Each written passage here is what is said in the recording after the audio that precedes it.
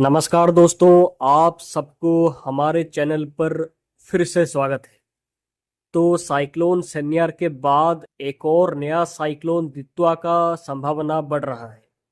इसका track, intensity, प्रभाव कहां पर क्या होगा, इस पर ये वीडियो पे बात करेंगे। तो वीडियो को लाइक और शेयर करके चैनल को सब्सक्राइब जरूर करें और पूरा वीडियो देखें पूरी जानकारी पाने के लिए।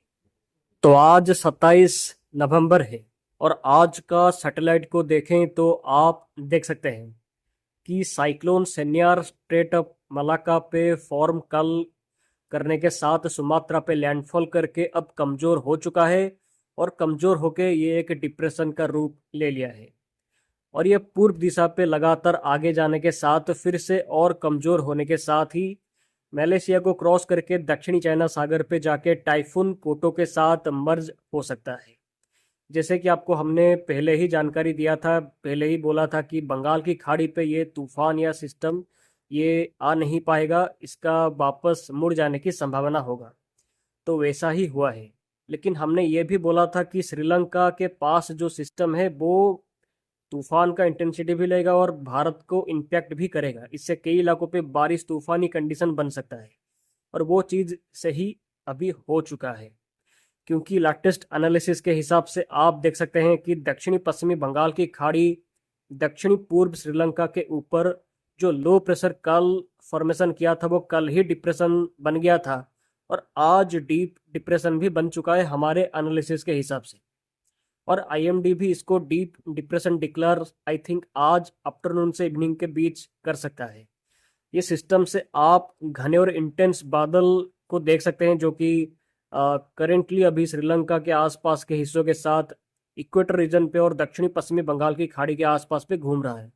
और ये सिस्टम जल्द ही एक साइक्लोन का रूप लेने की संभावना है। ये अगले 12 घंटे के अंदर ही एक साइक्लोन का रूप ले जाने की संभावना है और साइक्लोन होने के बाद इसका नाम होगा दित्वा। ये तूफान से श्रीलंका के कई इलाकों पे अति भारी बारिश, तेज गस्टी विंड्स 50 से 60, गस्टिंग पे 70 किलोमीटर तक जारी है कोस्टल हिस्सों पे, और ये कंडीशन जारी रहेगा आने वाले 48 घंटे तक। ये ग्रेजुअली इंटेंसिफिकेशन करने के साथ साथ उत्तर उत्तर पश्चिम पे आगे जाएगा और तमिलनाडु पुडुचेरी कोस्ट के आसपास पे साइक्लोन के इंटेंसिटी पे पहुंच सकता है अगले 48 घंटे पे। तो लेटेस्ट मॉडल सिग्नल क्या है, लेट्स चेक।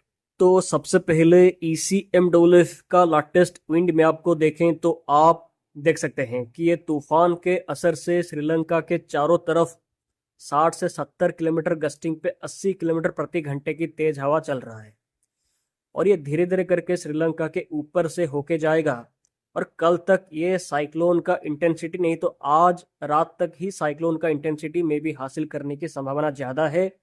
और कल तक ये नॉर्थ और नॉर्थ ईस्ट श्रीलंका के पास पे तूफान का इंटेंसिटी पे होगा और 29 नवंबर को ये नॉर्थ श्रीलंका और तमिलनाडु के कोस्ट के पास पे पहुंचेगा।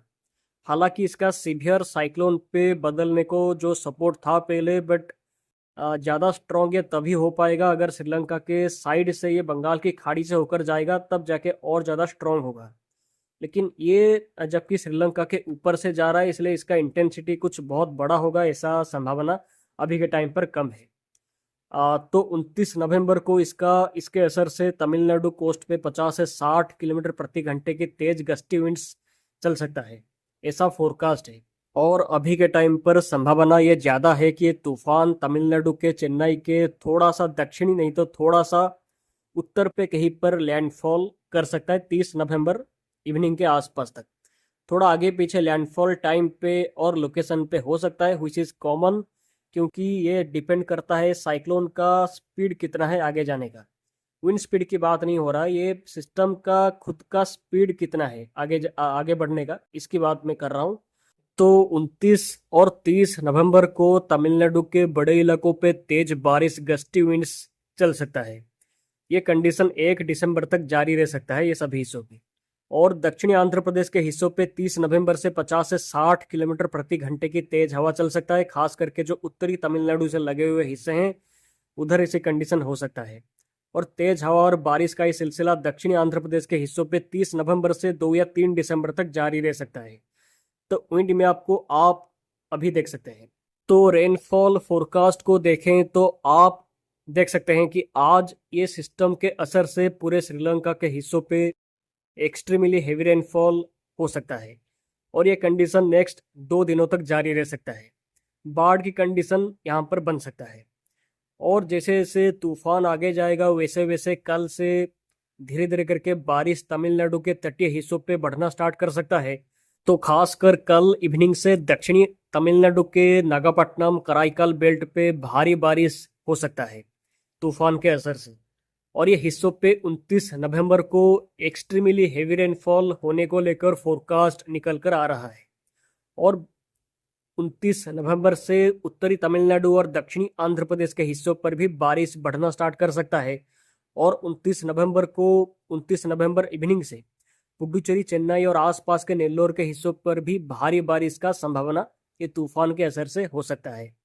और 30 नवंबर को पुडुचेरी, चेन्नई और एडजॉइनिंग हिस्सों पे एक्सट्रीमली हेवी रेनफॉल हो सकती है और 30 नवंबर आफ्टरनून से दक्षिणी आंध्र प्रदेश के हिस्सों पे भारी से अति भारी बारिश होने को लेकर संभावना निकल कर आ रहा है।